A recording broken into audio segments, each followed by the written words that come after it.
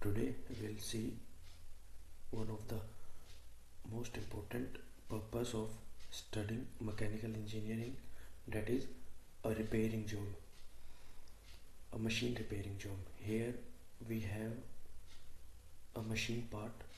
Basically this is a pulley pin of Bandsaw machine which got damaged from this step.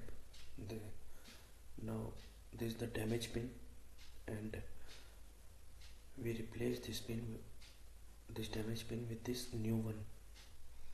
So in this video we'll check how this new pin is manufactured. So let's continue to our video. As you can see, this pin got damaged from here, so we need to replace this one. So before starting manufacturing, first of all we'll create its 3D model, and I'm using SolidWorks software. So first of all we'll create the drawing, and then we'll start manufacturing of this pin. Here we have 14 dpi of thread at this end of the pin. 14 dpi means it is a 14 threads per inch. Here we have Whitworth thread. So 14 dpi thread, nominal size of 14 dpi thread is 7 by 16 of inch, which is 0.4375. And on the other side of the pin we have 10 dpi threads. Nominal size of 10 dpi thread is 3 by 4 inch, which is 0.75. So here we have Whitworth thread. There is the model of the pin. Now this selected area is our bearing fitting size. Its diameter is 25.01 mm plus 25.02 mm. Its tolerance size lies between 0.01 mm to 0.02 mm. So this is our bearing fitting size.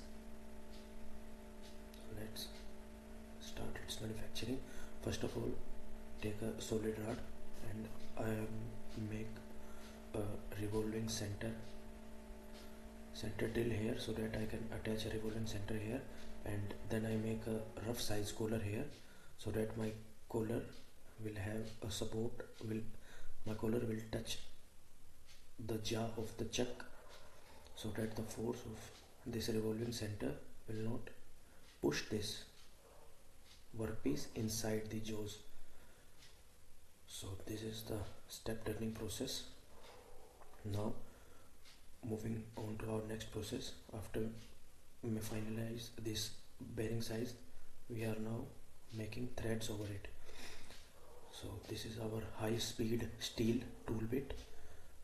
I make this angle of 55 degree because Whitworth thread have angle of 55 degrees. So we are making threads over this part. Actually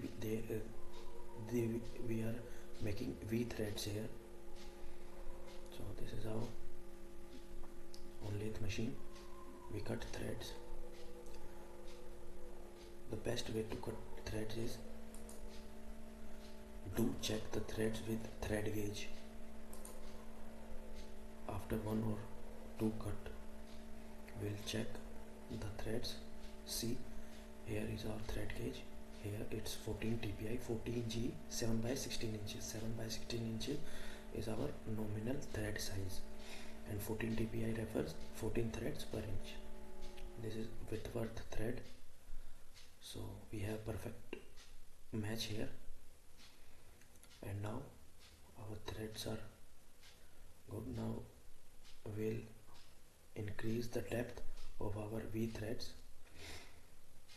So this side we are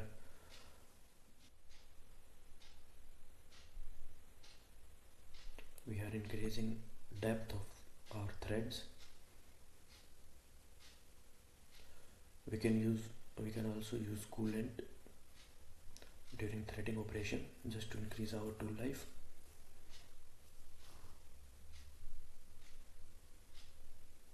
So this is how we cut threads on lathe machine. Every machine has its separate chart of thread setting, so we can refer that chart for thread cutting operations.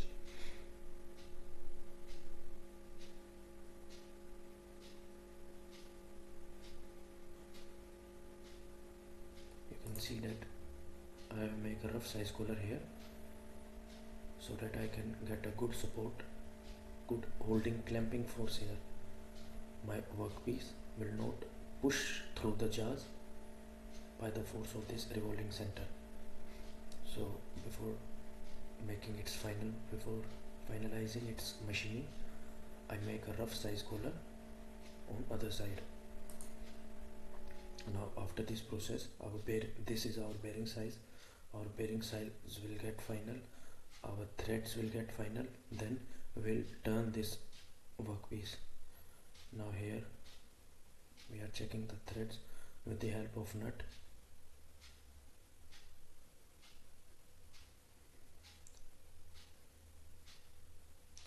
Threads are perfectly fine.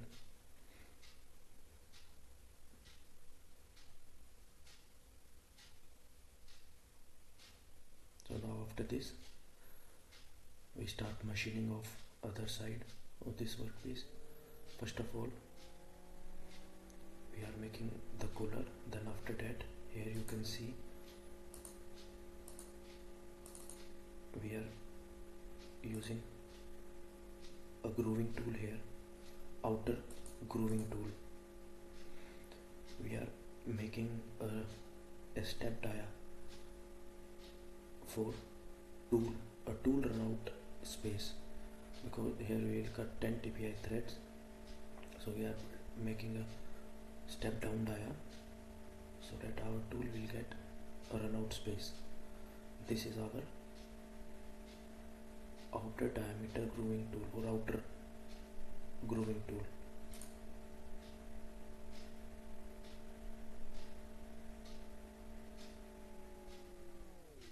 See, this is our grooving tool. Here we step down a dia. This is just a tool run out space, nothing else. Now we'll start make threads over this part. Here we have 10 TPI threads. As you can see, this 10G 3 by 4 inches. 10G means 10 thread per inch, and 3 by 4 inch the nominal size of thread. 3 by 4 inches is 0.75. You can see that our threads are, we have perfect match of our threads. Do check threads with thread gauge so that you can get a good thread fitting.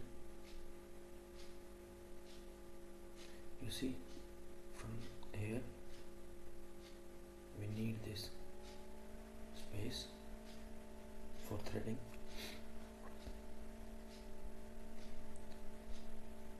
This is the one of the main reason our pulley got damaged, our pulley pin got damaged. Previously in this pulley pin, this step dia, the diameter of this step is very less. It was around 10 to 11 mm, but this time, see, you can clearly see here that here this diameter of this tool run out space is very less, but now this time its diameter is more. So failure of our new pulley pin is very less. Here our previous pulley pin was hard tempered pin, so it got brittle. That's why we got a brittle fracture here. This piece got detached, but this time in our new pin we are using mild steel material, which is a soft material. If any kind of failure will occur, then it shows some deformation. It will not directly detach itself from this whole part. Now one more thing to notice here is the number of threads. In our previous pulley pin was less, but this time in our new pin we have more number of threads.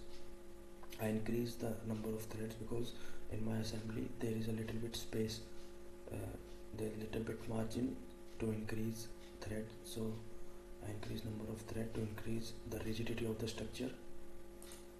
By the way, here we have a tipper roller bearing which we will use in these pulley pins for fitting.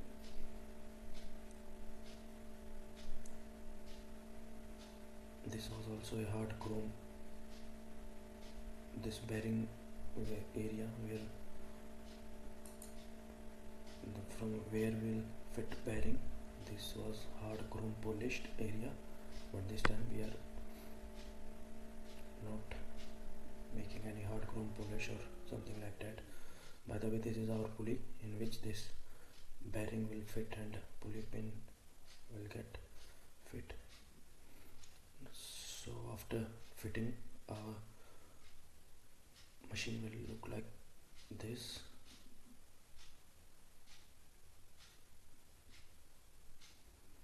These nuts are tightened over the pulley pin. They are holding this pulley. This is our Bandsaw machine. The blade we have seen here will rotate over the periphery of both of these pulley. That pulley is a motor driven pulley, so that pulley is our driving pulley and this is our driven pulley.